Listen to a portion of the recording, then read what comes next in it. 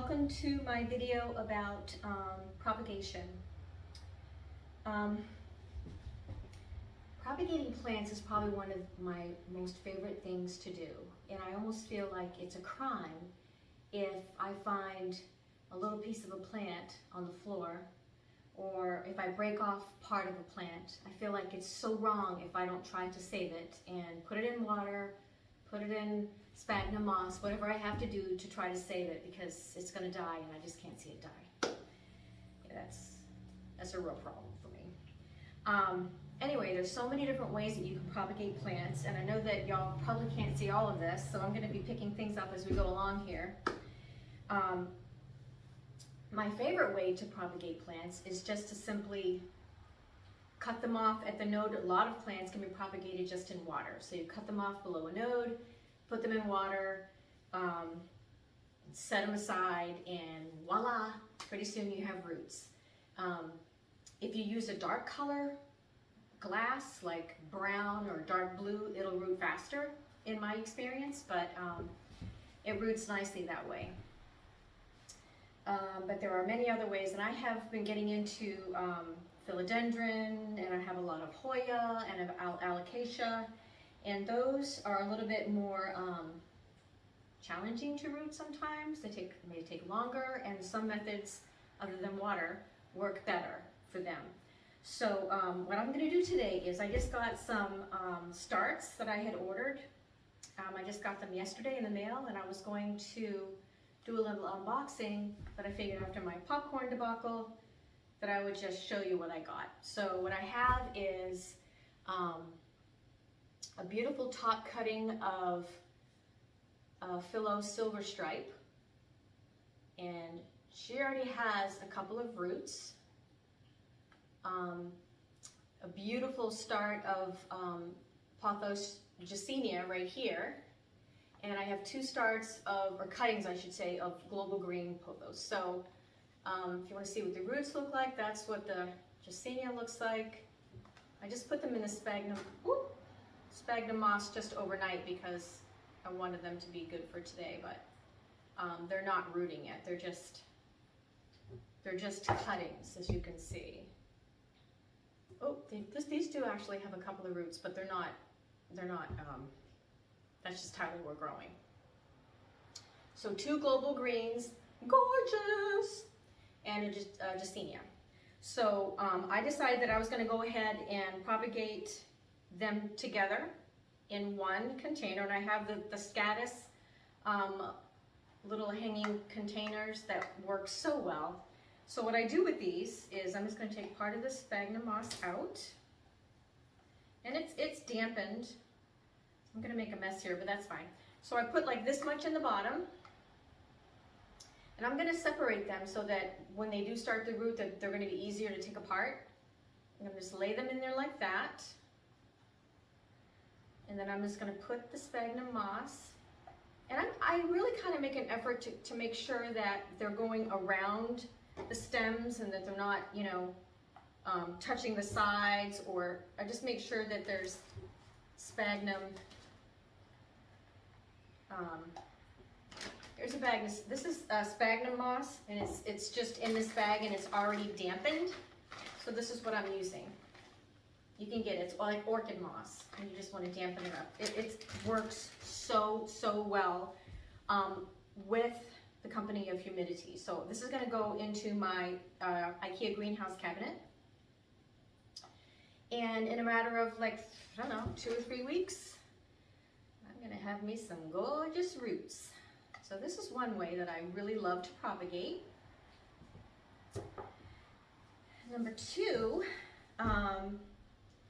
well, right here I have a glass with a bunch of different plants that some of them have already started rooting. Like this is just a piece of a pothos, and that's rooting. And yesterday I got 2 pieces of, I'm probably going to say this wrong, you guys, but wait, that's a heartleaf philodendron, hold on. Truebii, Truebii maybe? Philodendron. They're really beautiful. And I am going to put these also in some sphagnum moss. Oh, we got the sphagnum. And I think I'm going to put along with these two, so I have some in the bottom, so I'm going to put these two, separate them a little bit, like this. This and this. I think I'm going to also put the silver stripe in here with them. I'm so excited to have this cutting. You have no idea. This is the most beautiful, beautiful. You know, I think it's a Pothos, but it might be a Philodendron. So this is going to be a little bit trickier, but we can do it. Dun, dun, dun, dun, dun. I just love doing this, you guys. This brings me so much joy. I know plant enthusiasts, this is why we do it, right? To get our hands in this stuff and, you know, have fun and to watch it grow. I like to see the success of it growing. It just brings me so much joy. All right, so there's two. So what I'm going to do with these is slide them into they have little lids that they slide into. So I slide them in so they're sticking out like this far. And then just make sure that I keep it moist. All right, so sphagnum moss is a great way to propagate, and so is water, which, as you can, I think I showed you before. I have a lot in here propagating in water right now. Oops, I'm dropping the water. Piece of Brazil. These are two new pieces of confetti syngonium that I just got. This one's going to be fine, but I'm just noticing I just got these. Literally, I got these cuttings yesterday. What the heck is that? There's no node there. It's not going to grow. I'm sad about that one. But, you know, you live and learn. And then I have, dadgum, I am making a mess. And then I have some string of hearts that are flowing here. So also what I have, okay, so what I'm going to do with this, I have another propagation box right here that I'm going to be putting this Philodendron brandy. I'm telling you, I got it from like just a one little leaf as a cutting, which is really a great cutting to get, you know, like a mystery cutting box. But man, she has not grown at all. So and it was in soil because it was rooting. So I planted it and then it just wasn't growing. So I took it out of the soil yesterday and I'm going to put it in a prop box and see if I can, and give it a lot of humidity. See if I can get this baby to come back and produce some new leaves, and because the leaves are usually much more large and vibrant. So she's kind of struggling a little bit. So I'm really enjoying myself with this moss. I hope you guys don't mind me taking this much time on these, but daggum, look at it. Okay. Another thing you can root in is leca.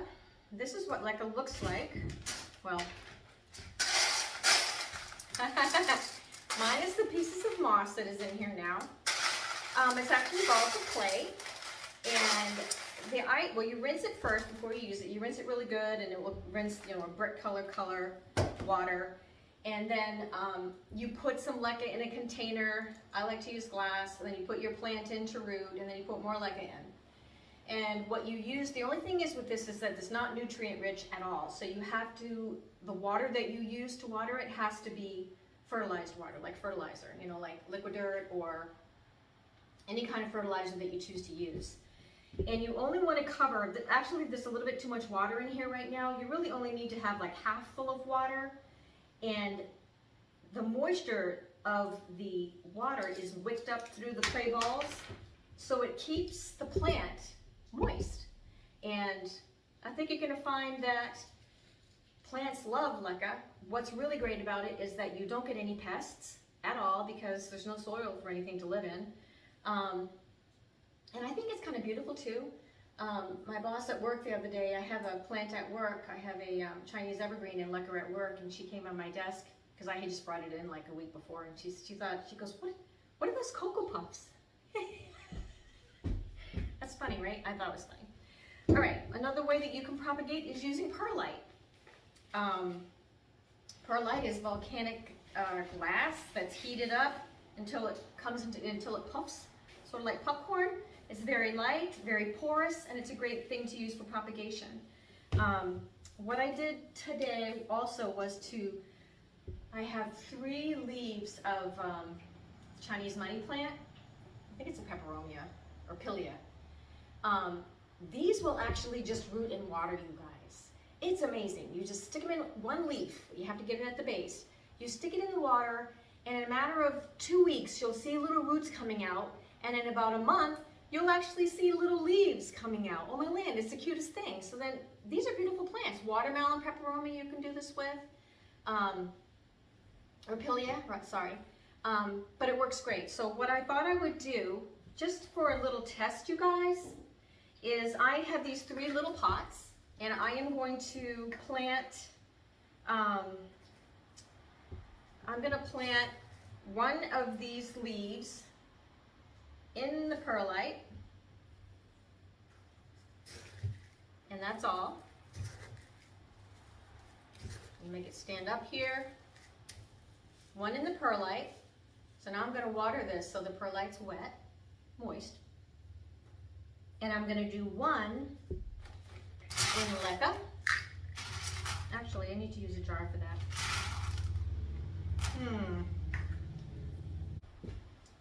And I'm going to do one in leca. And I'm going to put a little bit in here. Maybe a couple more. Oh man, I got a piece of moss in there. All right, guys. That in there like that. I like to go for the teeny ones when I have little jars that I'm propagating in. Teeny little pieces. So this is going to be a cool little test. Okay, so there's 2. It's in there. It's in there good. And the third one, I'm going to use sphagnum moss. So I'm going to put just a teeny bit in here. Put the 3rd leaf in. Hey, I should do a 4th one in water. I think I will. I'm going to do a 4th one in water, you guys. And then we're going to watch what happens in a couple of weeks, and I'll keep you updated. This is fun, right? Okay. So here's your number 3. And I'm going to put all these guys in my, no, I'm not. I'm just going to put them under lights. I'm going to put them under lights.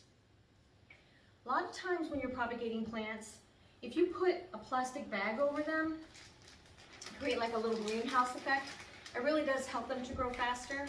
But I have a greenhouse cabinet. I do quite often, like if I'm going to propagate something in perlite, I absolutely will put a bag over it to create like a little greenhouse, because it really does help it to grow faster.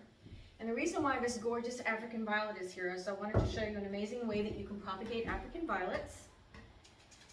These are clean, and I had just wiped them with alcohol, just so you know, and they're nice and sharp. I'm going to take 2 leaves, 2 healthy ones. Okay. Now, I'm going to cut them right about here. All right, see what I have right here?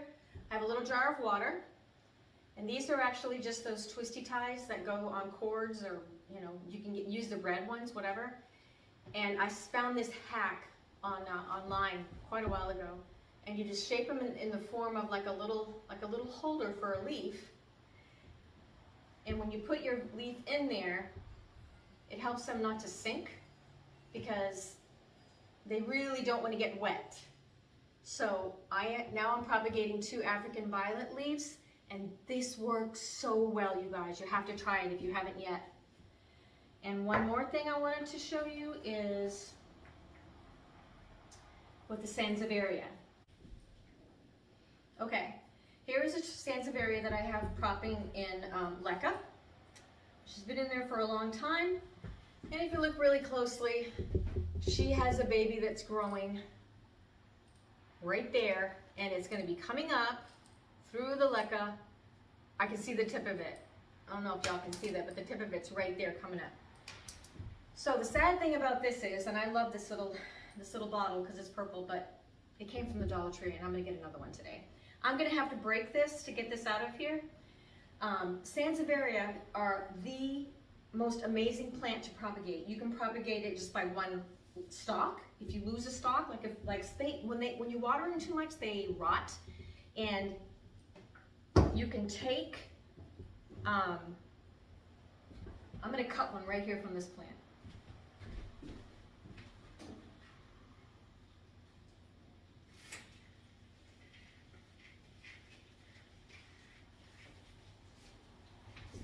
Okay, y'all. You couldn't see me doing that, but I just cut this Sansevieria leaf off. It was very healthy, but I cut it off. How easy this is to propagate is you can simply cut this off, stick it in perlite. Cut this off, stick it in leca. Cut this off, stick it in soil. And I'm not kidding you, in 2 or 3 weeks, you're gonna have roots coming out of the bottom of these. You know, you can use root hormone if you want. I don't use a lot of root hormone, but you certainly can, and maybe that's a more guaranteed way for you to get things to propagate, but I don't use it very often unless I'm really having a hard time with something, or if it's an expensive plant, I'm afraid that, you know, I'm gonna fail. But how cool is that? That is how easy Sansevierias are to root. Well, oh, I knocked over the pillion. I have to water it, that's why. It's too light. It's too light, it needs water right now. So, boy, you know, I really hope you enjoyed this video. You know, I'm not a master gardener. I don't have any degree in horticulture, botany, nothing. I just fell in love with growing plants when I was much younger. And I also have a humongous garden in the back right now that's growing vegetables, quite a few of them. And I just totally love helping things grow.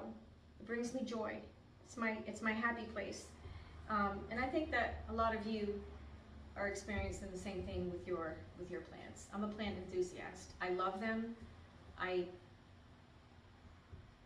have a full-time job, so still, because I'm, you know, I'm not retirement age yet, but I'm getting close.